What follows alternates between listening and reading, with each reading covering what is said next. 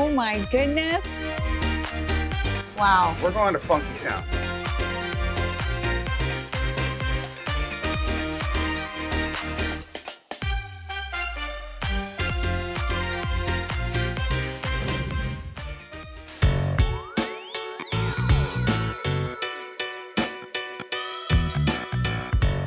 We are in Kaimuki on Oahu, and Kaimuki area has become a destination for a lot of restaurants, like well-known restaurants. And one of them is Koko Head Cafe. Joining me is Executive Chef Ben Rosicki. Ben, thank you so much for having us. Thank you for coming. It's a pleasure to have you. Well, I'm excited because I know that you folks have moved over to 12th Avenue. Yeah. Which is great for folks that don't have to wait 2.5 hours now. They have to wait like an hour. We're really excited to have some more people in the restaurant. On a weekday, you don't hardly have to wait at all. Okay. Wait at all. And on the weekends, you're still waiting. But we not like to make it worth it. Get people excited as they wait. 100%. And by the time they get in, they're ready for food, and we're ready to serve. So we have a couple of beautiful things on the menu.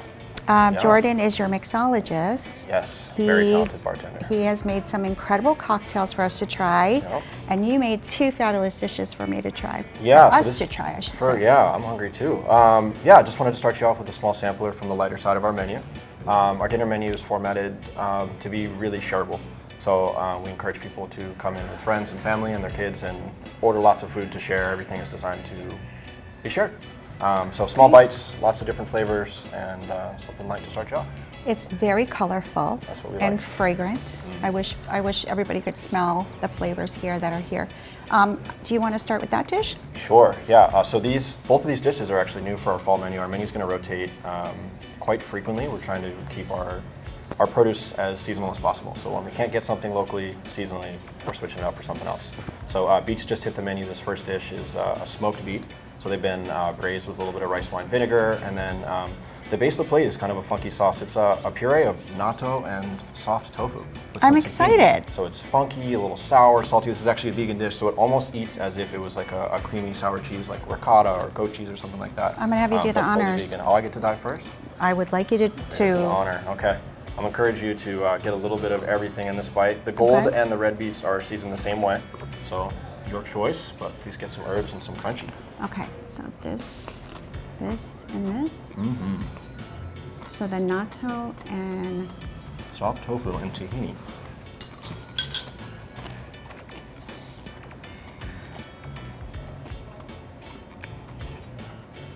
that's really different and good. Funky. The vinaigrette over the top for the acidity is local orange and ume. I can taste the orange shavings that you put on. Mm-hmm. A little fresh orange zest on the top. So the foundation flavors here, tahini, beets, mint, orange, super classic. And natto. But then, yeah. It's not overpowering either. It's a good blend of flavors. Yeah. It's a little intense to eat on its own, I will say, the natto puree, just straight up, especially if you're not a big natto eater, which unfortunately I'm not. It's got to be dressed up for me. I want it all the way. All the shoyu, the mustard, everything. I like it. It's got some substance to it. Mm-hmm. Yeah, what is this one here? Yeah, so we just changed this as well. This is our ahi tataki. Instead of doing a sear on the entire loin of tuna and then slicing, what we actually have is the tuna has been very lightly cured with some salt and sugar and citrus zest. And then we slice it fresh, and we just torch it right before we send it out. So what that does is it expresses some of the natural fat in the tuna, and it makes it really aromatic when you eat it, as opposed to searing it before service or the day before and then slicing. And then you basically have leeks 4 different ways here. I'm gonna let you dive in first. Yeah, so the base of the plate, sake leek cream, kind of sweet, a little bit of alcohol from the sake and sake lees, which is actually the byproduct of making sake. So all that rice salt, it's almost miso-esque, but alcoholic. So this is a big piece of ahi. Yeah, I like it that way. Just that's generous. Yeah. I don't know if I can put the whole thing in my mouth. Well, try we must. Yeah? That is amazing. Yeah, thank you. The vinaigrette on top is almost like a relish of charred leeks. This is the top of the leek now, with yuzu kosho, which is a Japanese chili paste with yuzu zest, and then yuzu juice, and then leek oil, and crispy leeks as a little nest on top. That is incredible. What is this again? This is our ahi tataki. Ahi tataki. I believe it's on our menu as seasonal tataki. Okay, so we'll be playing around with the type of fish that we're using depending on the season and then the preparation. So this is the start of your fall menu. This is kind of like the light appetizers that you can order. Yep. Yep, just starting with slightly smaller, slightly lighter dishes, and in just a minute we'll get you in on some of our heavier, more entree type dishes. Okay, now I would like to sample this cocktail. Can you sample that cocktail? This was called the... What is it? Drop the beat. Drop the Beat. Okay. I'm gonna dive in back to this while you're...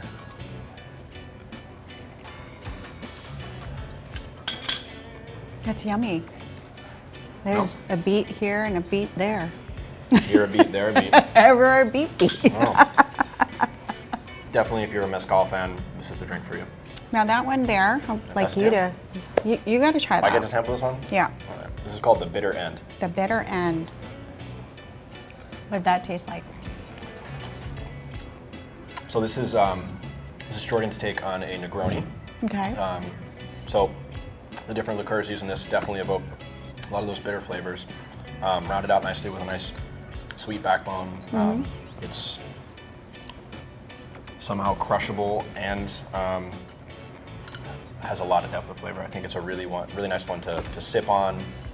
Maybe not the best place to start compared to like some of these lighter cocktails. 5 p.m. probably a good place to start with a Drop the Beat, or we'll get to this cocktail next. The She's So Dangerous, super light, so crushable. dangerous. Yeah, but this is an excellent way to round out your meal. Go great with dessert. I can see why this is called She's So Dangerous. It's quite dangerous. It's very dangerous. We're going to take a quick break. Yep. When we come back, we're going to talk a little bit more about how you got into the industry and talk a little bit more about the restaurant. We'll be right back.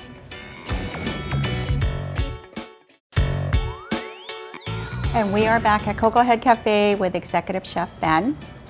He also has an amazing dessert that has also magically appeared on our table. No idea how it got here. I have no idea, but we got to try it. We sure do.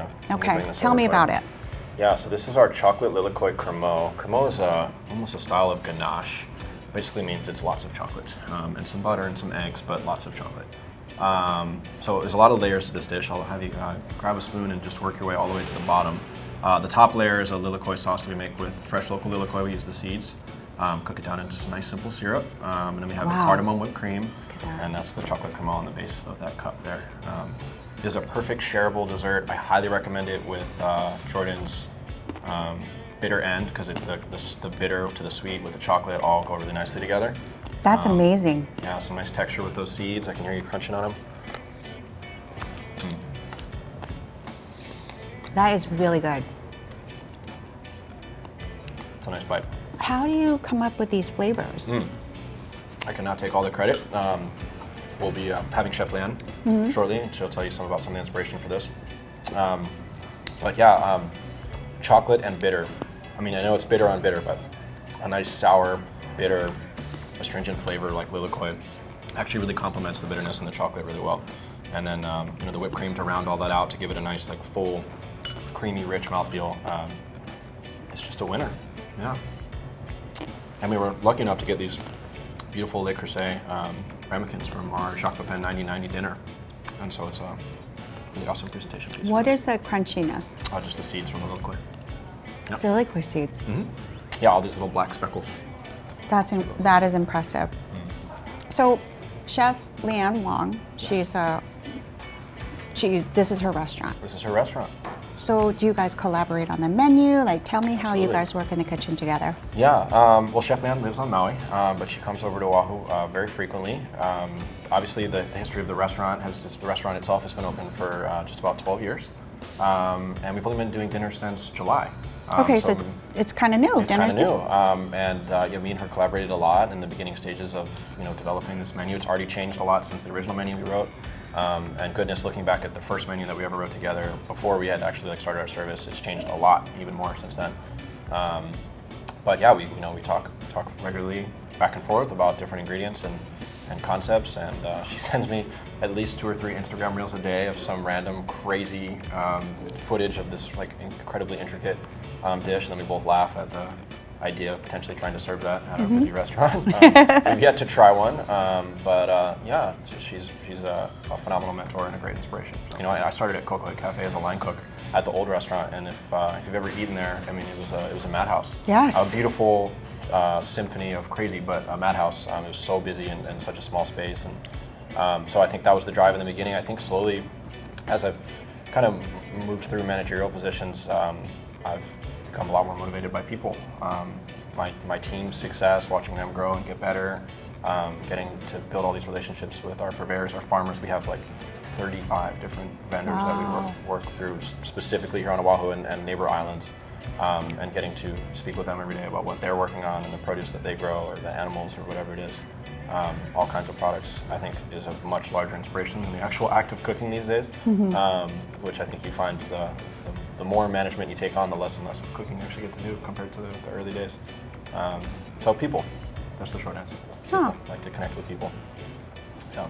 So this fall menu, it's kind of like you said, it's a new menu to embrace the season. Fall season, yeah. So what else can guests expect on that menu? Yeah. Well, just touching a little bit on some of the things that they can always expect. We have a couple heavy hitter items that I want to just talk about briefly so that people can get excited about them. We have this Jidori butter chicken. Jidori is a brand out of California that grows these incredible chickens. It's called our butter chicken. It's an Indian-inspired, butter with an H. It's on the menu, but it's an Indian-inspired butter chicken sauce, and this incredibly crispy, like stacked chicken dish. It's incredible, and we have a Wagyu ramen. So those are two things that are not so seasonal because we can get those ingredients all year, and they can expect those anytime. And I think those are those are staple items. Those are staples. For our fall menu, you can expect warmer, heavier, spicier flavors. We've got a pumpkin cream. It's a Szechuan spiced pasta. So we got some red Szechuan peppercorn and some Chinese 5-spice, confit duck, a nice thick pappardelle noodle, and a pumpkin cream sauce, which is nice and rich. We just put on a lomi kale salad, so the kale's been kind of broken down, and it's got some roasted butternut squash and some more of those similar flavors. So when we think fall, we think root vegetables, we think squashes, we think warmer flavors. So you'll find all those things across the menu. That sounds incredible. So for dinner, are you serving dinner 7 nights a week? Only 4 right now. 4 nights, okay. Yeah, nights? Still early phases. We really wanted to be open on Monday nights to do an industry, to have a place for our industry folks to come and eat and hang out and enjoy. So we're open Friday through Monday. So Friday, Saturday, Sunday, Monday, you can find us here from 5 to 9. I love that you folks are open on Monday because there's a lot of restaurants that are not open on Monday. So come see us. Okay, please. So Friday, Saturday, Sunday, Monday for dinner. 4 in a row. What about lunch? So breakfast and lunch 7 days a week. 7 days a week. Okay, so 2. dinner 4 nights. Yep. Okay. This was lovely. It was a pleasure to meet you. Likewise. Thank you so much, and cheers, and hope your harvest dinner is a success. Cheers. Cheers. Thank you.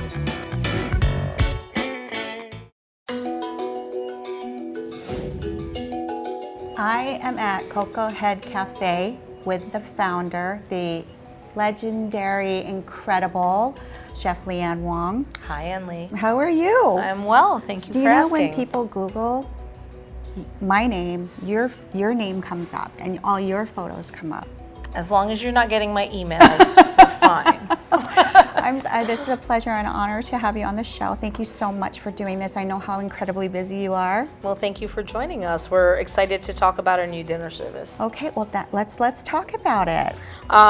We opened for dinner this summer. Koko Head Cafe, as you know, has always been a brunch restaurant, 7 days a week. And, coming out of COVID several years ago, I think it's been an uphill battle for a lot of small businesses here in the islands. And we're very, very fortunate to have such incredible staff and loyal customers that have always supported us over the years. And we finally have a staff and a space big enough that we could open for dinner service. And so I've got an incredibly talented culinary team in the back of the house, and they are just crushing it. And our executive chef, Ben, who you've met, he's just a wild talent. So it was time to open up for dinner. So that's amazing because you equip this place, your baby that you created, you equip it with a staff that is capable, and then this way you can go on and do all the amazing things that you need to do. This is kind of it's very funny because this is what I remember sitting Ben and the previous two chef de cuisines down, and this was several years ago when I was like, I told them, I was like, it's literally, we're in the business of creating other chefs. And they kind of looked at me and I'm like, it's literally your job to teach everybody how to do your job. And they're like, well, if everybody can do my job, then what's going to happen to me? I'm like, that frees you up to do more fun things, you know? So, 100%. and it kind of clicked. Yeah. And so my belief is that we are in the business of building chefs, you know, building the next generation. People come and go in this industry constantly, and so it's really, really important that we are training our entire staff in the kitchen to work all the stations, to know all the mise en place, to know all the prep, to learn how to order, how to cost a recipe, you know, how to create a dish, you know, and that's, we're a collaborative kitchen. We have our signature menu, items I came up with 11 years ago, and but we also have items like our dumplings all day Wong, our kitchen sink salad, our omelet of the day that our entire culinary team is able to contribute their ideas to. That's amazing. I feel like you started that boozy brunch movement. You made I would like to think I did. I really think you did. And it was kind of one of those things that was like special treats, things that you look forward to. And it was like kind of like okay to have a Bloody Mary during brunch. Of course it's okay. And we actually, you know, interestingly enough, I love brunch. I lived in New York City for 20 years before I came to Hawaii. And brunch is an event in cities like New York, Chicago, LA, anywhere actually. But brunch is an event, and I said I wanted to make cocktails that were quaffable, that you could drink 2-3 of them and get a pleasant buzz, but still be able to like walk home, you know. And our Bloody Mary itself is made with tomato water, so you get that pure umami flavor, but not that heavy texture of a traditional Bloody Mary where you're like one and done. So everything that we created, I remember those first few weeks when I only had like 5 cooks, and I spent weeks trying to make breakfast sausage, trying to make the perfect hash brown, trying to teach everybody how to fold dumplings. Those were those really early day endeavors. Like when I opened Koko Head, I did not leave for 7 months. I did not take a day off till one day the crew literally pushed me out the door, and they were like, here's lunch money, here's a gift certificate for a massage, go. And I was like, wait, you know, they literally pushed me out the door. So. Well, you built that baby. All of those war wounds have turned into something amazing. We're going to take a quick break, and when we come back, we're actually going to eat the food that Chef Ben made. Okay, we'll be right back.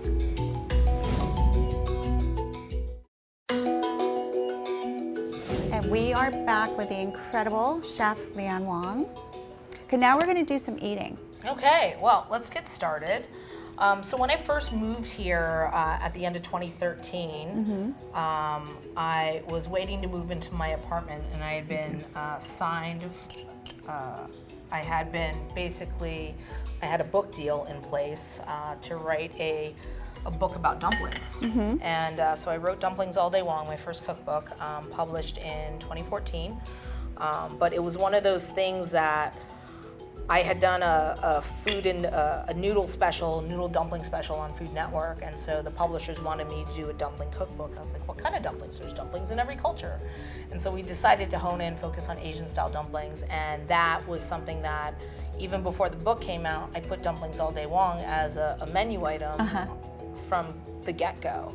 And it used to be that, you know, on opening week, I was the only one who knew how to make dumplings and fold dumplings. And I was like, oh, I'll make like 10 orders and then I'll just fold on the fly as I go in Expo, right?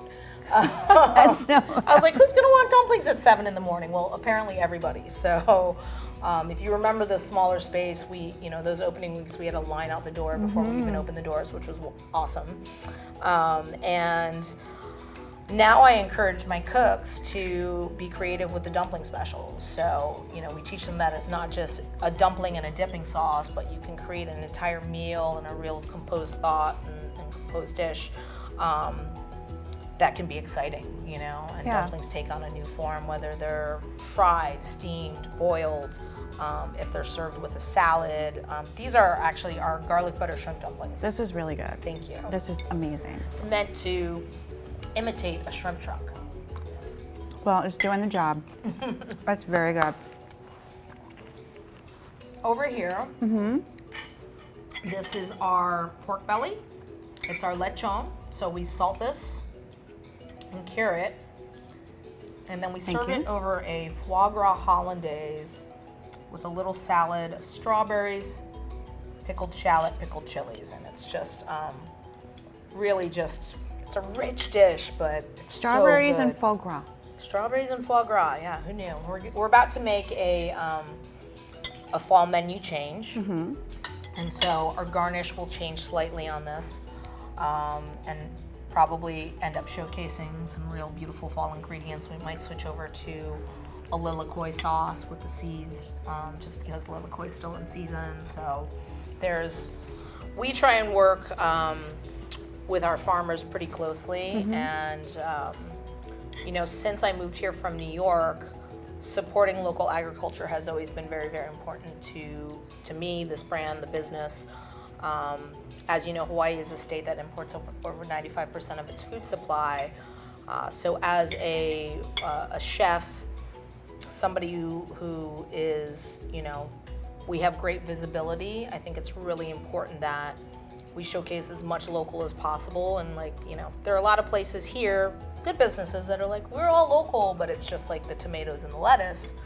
We're sourcing all our meat local. We're sourcing almost, you know, 90% of our produce locally. So it's just, that commitment has, over the years, I think, helped us to keep loyal customers, because they can count on the quality of what they're eating, and then they can also feel good about the money that they're spending, knowing it's going back into our community.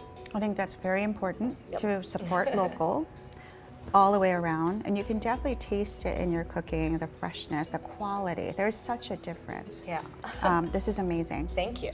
Amazing. This is our lamb adobo, and we are getting our lamb adobo from, I think, Micah over at Malcolm Meats, and it's, you know, we braise this traditional Filipino style, but then we add some Mexican chilies to it to give it a little bit of complexity.